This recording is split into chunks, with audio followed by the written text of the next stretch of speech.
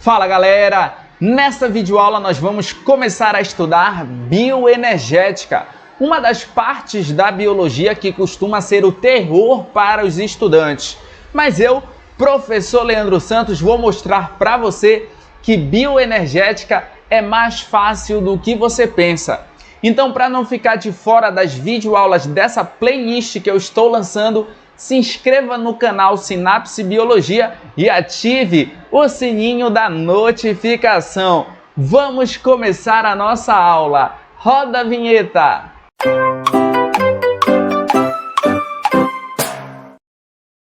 Para que você entenda bioenergética bacana, nessa videoaula eu vou falar de uma série de conceitos básicos em bioenergética para que você possa posteriormente entender os processos de respiração celular, fermentação, fotossíntese e quimiossíntese. Ah, Leandro, mas por que eu tenho que estudar esses conceitos antes de estudar esses processos? Para que você não tenha dificuldade em entender esses processos. Muitas vezes, os estudantes querem começar a estudar bioenergética logo estudando respiração, fermentação, fotossíntese, quimiossíntese e não estudam a base necessária para compreender esses processos energéticos. É por isso que nessa videoaula nós vamos começar com a base da bioenergética. Então anota aí o tema da aula: Introdução à Bioenergética. Eu quero começar essa videoaula com você falando do que se trata a bioenergética. A bioenergética nada mais é do que a parte da biologia que estuda o consumo e a produção de energia gerados pelo metabolismo celular. É isso mesmo. Ai, professor, mas o que é metabolismo celular? O metabolismo celular, ele nada mais é do que o conjunto de todas as reações químicas que ocorrem dentro de uma célula. É o seguinte, a bioenergética ela vai se preocupar em estudar as reações químicas que ocorrem no metabolismo celular, que envolvem ou o consumo de energia ou então a produção de energia. Só que para você ficar fera nesse conteúdo, eu quero ensinar para você a divisão do metabolismo. Geralmente, quando se fala de metabolismo, o aluno ele consegue lembrar bacana do conceito. Só que muitas vezes o aluno não sabe que o metabolismo é dividido em duas partes: o anabolismo e o catabolismo. Vamos entender essas paradinhas aí? Vamos lá. Primeiro, anabolismo. O que é o anabolismo? Ele nada mais é do que o conjunto de todas as reações de síntese que ocorrem no metabolismo. Aí, Leandro, como assim? Como assim? Vamos lá. É o seguinte, reações de síntese nada mais são do que aquelas reações em que ocorre a união de moléculas simples para a formação de moléculas complexas. Todas as reações do metabolismo que envolvem a união de moléculas simples para a formação de moléculas complexas constituem o que nós chamamos de anabolismo. São as reações de síntese do metabolismo. Já o catabolismo, por outro lado, ele compreende o conjunto de todas as reações de degradação. Aí, professor, mas o que é que são reações de degradação? Reações de degradação são aquelas em que ocorre a degradação, ou seja, a quebra de moléculas complexas para a formação de moléculas mais simples. É isso que é uma reação de degradação. O conjunto de todas as reações de degradação que ocorrem dentro de uma célula caracterizam o catabolismo. Então, o metabolismo ele é dividido nessas duas partes. Nas reações de síntese, que vão caracterizar o anabolismo, e nas reações de degradação, que vão caracterizar o catabolismo. Jamais esqueça desses dois conceitos sobre metabolismo. Mas vamos lá. Para ficar mais claro na sua mente, entenda o seguinte, Eu coloquei aqui para você um esquema que representa bacana o anabolismo e o catabolismo. O que é que caracteriza o anabolismo? Reações de síntese, reações de produção, onde moléculas simples vão se unir para formar moléculas complexas. Por exemplo, aqui no nosso esquema, nós temos várias bolinhas de cores diferentes representando moléculas simples. Quando essas bolinhas de cores diferentes, elas se unem para formar essa estrutura aqui, que é formada pela união de várias bolinhas, que nada mais é do que uma estrutura que representa uma molécula mais complexa, nós temos aí o anabolismo. Agora perceba o seguinte, para que o anabolismo ocorra, é necessário a entrada de ATP. ATP para a biologia muitas vezes pode ser usado como sinônimo de energia. Eu já vou falar de maneira mais específica sobre o ATP para você, mas entenda assim a priori. Para que moléculas simples possam se unir formando moléculas mais complexas no anabolismo, é necessário a entrada de ATP, é necessário a entrada de energia. Aqui ao lado nós temos um esquema que representa o catabolismo. No catabolismo, moléculas mais complexas são degradadas em moléculas mais simples. Então nós temos aqui uma estrutura que é feita pela união de várias bolinhas, que representa uma molécula complexa, que é degradada em várias bolinhas, que representam moléculas mais simples. Perceba que quando ocorre uma reação do catabolismo, ou seja, a degradação de uma molécula complexa em moléculas simples, ocorre também a liberação de ATP, ocorre a liberação de energia. Então, para que o anabolismo ocorra, entra energia. Quando o catabolismo ocorre, libera-se energia. São pontos que você precisa compreender bacana para que você possa entender posteriormente respiração celular, fermentação, fotossíntese, quimiossíntese, que são processos estudados na bioenergética, porque esses processos envolvem o consumo e a produção de energia. Olha que bacana, olha que legal. Vamos continuar bem aqui. Você também precisa conhecer o conceito de reações endergônicas. Leandro, o que são reações endergônicas? Vamos juntos aqui para o conceito. Reações endergônicas são aquelas em que ocorre absorção de energia. Aí, professor, explica isso daí melhor. Vamos lá.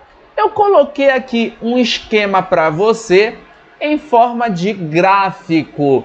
É o seguinte, aqui nesse nosso esquema, nós temos dois reagentes, gás carbônico e água. São substâncias que vão reagir entre si quimicamente. Quando o gás carbônico reage com água, aqui nessa reação, ocorre a absorção de energia. Energia é absorvida. E aí, após essa reação de gás carbônico com água, é produzido glicose e gás oxigênio. O que ocorre aqui nas reações endergônicas é que quando dois reagentes reagem entre si em uma reação endergônica, energia é absorvida. E essa energia que é absorvida, ela vai ficar guardada nos produtos da reação. De modo que a quantidade total de energia que estava presente nos reagentes era menor do que a quantidade de energia que fica presente nos produtos. Perceba bem aqui que nós temos sendo representado por essa seta o nível de energia que cresce de baixo para cima. Perceba que o nível de energia nos reagentes é mais baixo do que o nível de energia nos produtos. Agora, olha que legal! Essa reação química aqui que está ocorrendo, que está sendo representada nesse esquema, nada mais é do que o processo de fotossíntese. Na fotossíntese, gás carbônico reage com água, produzindo glicose e gás oxigênio. Para que a fotossíntese ocorra, tem que haver energia sendo absorvida. Qual é a energia que é absorvida na fotossíntese? Fala para mim que eu sei que tu quer falar. É quem? É a luz. Energia luminosa. Então perceba que a fotossíntese representa uma reação endergônica. Uma outra sacada aqui que você precisa ter é a seguinte: na fotossíntese, gás carbônico e água, que são substâncias simples, moléculas simples, elas se unem, ou melhor, elas reagem quimicamente entre si para formar glicose, gás e oxigênio. A glicose é uma substância complexa, é uma molécula complexa. Perceba então que nós temos na fotossíntese moléculas simples formando moléculas complexas. Isso daí é anabolismo ou é catabolismo? Fala para mim. É o quê? É anabolismo. Porque você tem moléculas simples formando moléculas complexas. Então, essa reação química da fotossíntese é uma reação endergônica e que é do tipo anabolismo. Anabolismo. Olha a notinha aqui que eu coloquei, ó, só para reforçar o que eu já falei. Nas reações endergônicas, a quantidade total de energia existente no produto ou nos produtos é maior que a quantidade total de energia que existia no reagente ou nos reagentes. Agora, bora falar também do conceito de reações exergônicas. Olha o nome, reações exergônicas. Reações exergônicas são aquelas em que ocorre liberação de energia. Enquanto que na endergônica ocorre absorção, nas reações exergônicas ocorre liberação. Temos aqui um esquema para representar uma reação exergônica. Nesse esquema nós temos a glicose, que é um carboidrato. Se você ainda não assistiu a minha videoaula de carboidratos, ela está disponível aqui no meu canal Sinapse Biologia, lá na playlist de Bioquímica. Eu vou deixar o card aqui em cima, vai lá, assiste essa videoaula porque é fundamental para você entender melhor os conceitos trabalhados aqui em bioenergética. Mas vamos lá. Bem, aqui temos a glicose reagindo quimicamente com gás e oxigênio. São os reagentes. Quando a glicose reage com o gás e oxigênio, ocorre a liberação de energia, energia liberada. E aí é formado como produto gás carbônico e água. Agora está ocorrendo liberação de energia. Esse processo que eu estou representando para vocês nessa figura nada mais é do que a respiração celular, que é um exemplo de reação exergônica. E olha como está começando a se encaixar os conceitos. Agora vamos lá. Perceba na respiração celular, então, que é liberado energia. Aí, Leandro, mas é liberado energia para quê nessa respiração celular? Para a célula funcionar, para as atividades celulares. Lembra? A respiração celular é um processo que ocorre dentro das células dos seres vivos, que é responsável pela produção de energia. Produção de energia. Mas por que a respiração celular ela produz energia? Porque quando ocorre a reação da respiração, que é glicose com gás e oxigênio, ocorre a liberação de energia. Energia que vai ser utilizada para as atividades celulares, para o trabalho celular. E aí é produzido gás carbônico e água. Então perceba aqui, ó, no nosso esquema, que nas reações exergônicas, os reagentes eles têm um maior nível de energia do que os produtos. Perceba bem aqui, ó, que a setinha que está sendo representada aqui indica o nível de energia. O nível de energia nos reagentes, glicose, gás e oxigênio, é maior do que o nível de energia nos produtos. Agora, note o seguinte também, na respiração celular você tem a glicose, que é uma molécula relativamente complexa, sendo degradada, reagindo com gás e oxigênio, sendo degradada em moléculas relativamente mais simples, que são gás carbônico e água. Então aí você tem molécula complexa, relativamente complexa, originando moléculas simples. Substância complexa, originando substâncias simples. Eu te pergunto, isso é exemplo de anabolismo ou catabolismo? Isso aí, catabolismo. Catabolismo. No catabolismo não ocorre a liberação de energia? Ocorre, olha a energia sendo liberada bem aqui. Então essa é uma reação exergônica que é típica de catabolismo. Agora, a notinha para reforçar o que eu já falei. A quantidade total de energia existente no produto ou nos produtos é menor que a quantidade total de energia que existia no reagente ou nos reagentes. É isso que caracteriza as reações exergônicas. Bora seguir forte. Eu quero que você conheça também a relação que existe entre um conceito que é muito estudado em química, que é o conceito de energia de ativação, com outro conceito que é muito estudado em biologia, que é o conceito de enzimas. Bora lá para ficar bem clarinho. Vamos entender o que é energia de ativação e vamos entender o que é uma enzima. Bom, tá bem aqui o conceito de energia de ativação. Energia de ativação é a quantidade de energia mínima para que uma reação química possa ocorrer.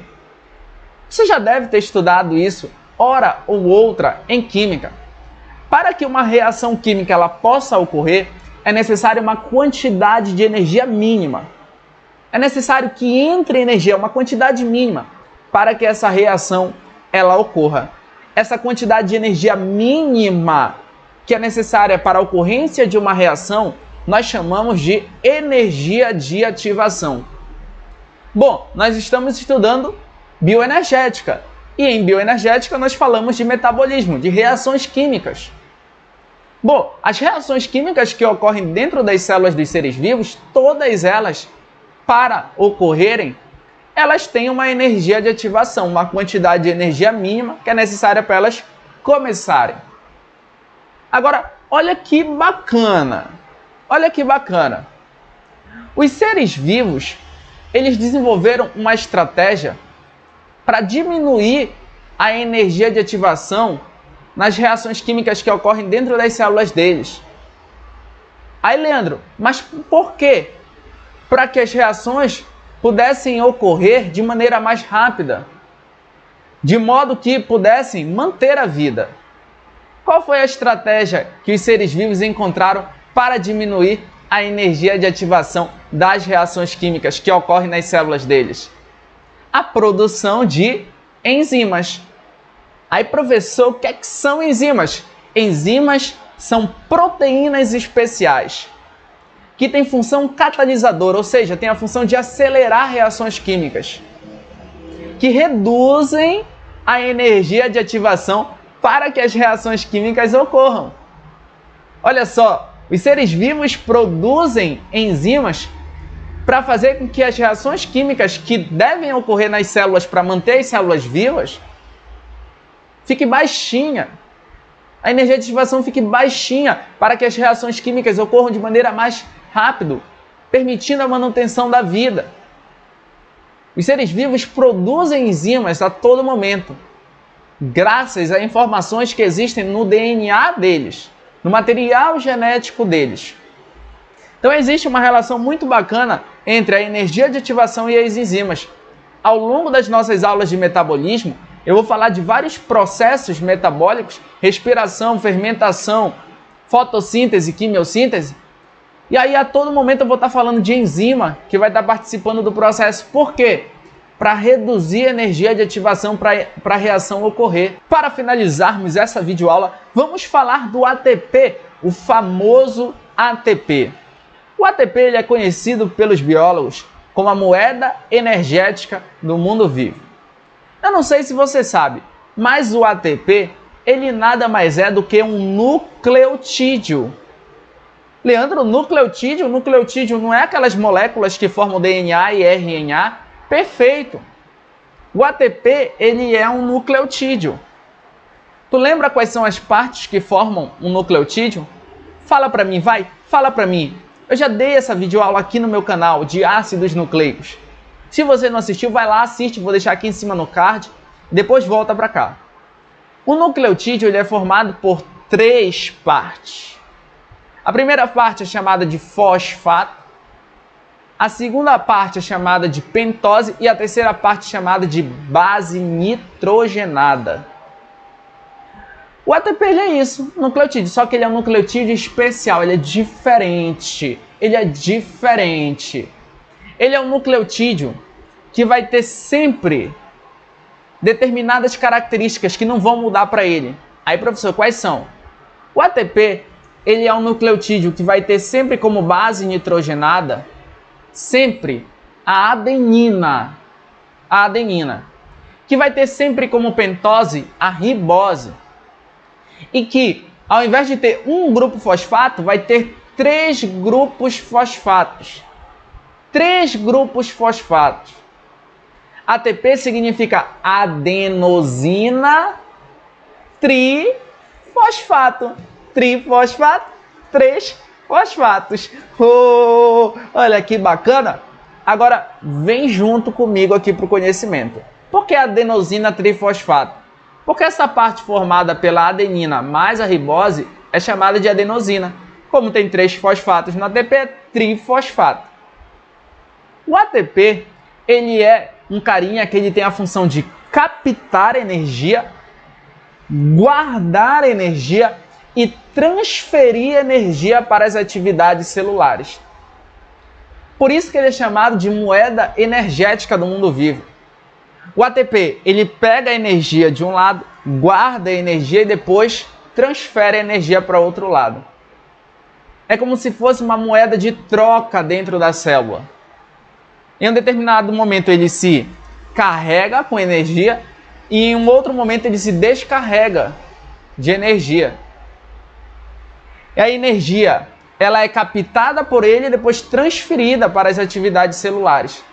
Por isso que a gente costuma falar na biologia que ATP é sinônimo de energia. Mas olha que bacana aqui, ó.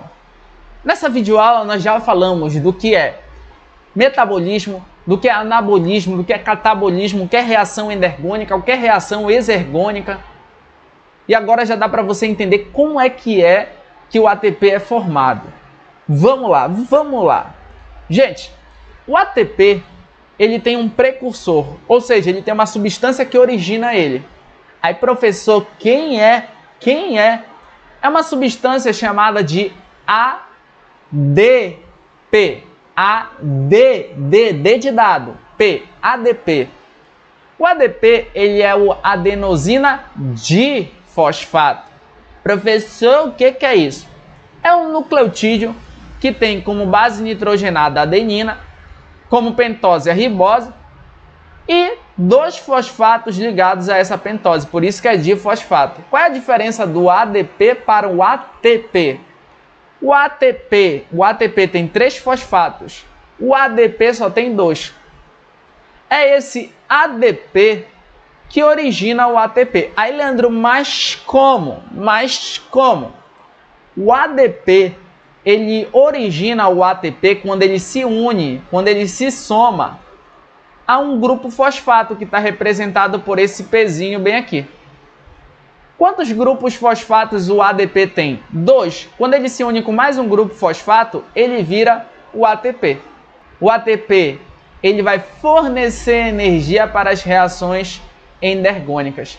Quando ele fornece energia para as reações endergônicas, o ATP, ele é transformado novamente em ADP e grupo fosfato separado. Para que o ADP e o grupo fosfato formem novamente ATP, tem que ocorrer reações exergônicas, que vão liberar energia para unir o ADP ao grupo fosfato, formando de novo ATP. Esse ATP, posteriormente, pode fornecer energia para as reações endergônicas, que são aquelas que absorvem energia. E aí, originar de novo o ADP e grupo fosfato. Percebe que é um processo cíclico. Um exemplo de reação exergônica é a respiração celular, em que glicose reage com o gás oxigênio, liberando energia, produzindo gás carbônico e água. A energia que é liberada na respiração celular, ela une ADP a grupo fosfato, formando ATP. Aí, Leandro, me dá exemplo de reação endergônica. Por favor, um tipo de reação endergônica que consome energia que está no ATP, fazendo o ATP virar de novo ADP e grupo fosfato. Um exemplo de reação endergônica é a fotossíntese, que absorve energia. Olha como entra aí os conceitos. Opa! Chegamos ao fim da nossa videoaula de bioenergética. Se essa videoaula ajudou você, não se esqueça de se inscrever no canal Sinapse Biologia e ativar o sininho da notificação. Também não se esqueça de dar o joinha para ajudar o professor Leandro Santos. No mais, um grande abraço e até a próxima. Tchau, tchau!